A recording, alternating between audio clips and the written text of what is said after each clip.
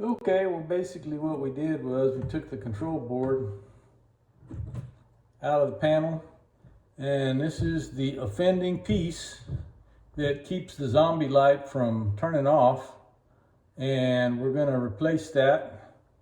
Got these off the Amazon, and got the right one, I hope. It looks like a BT-136, so we're going to replace this broken one with the new one.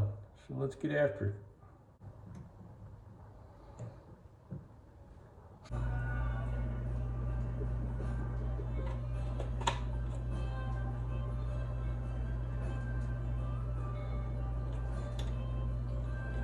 Oh, the stove light is not on. Now let's see if it actually functions when I hit the light button. Look at that. We got light. We even got dim light. All right, that was a $13 fix for a $250 microwave.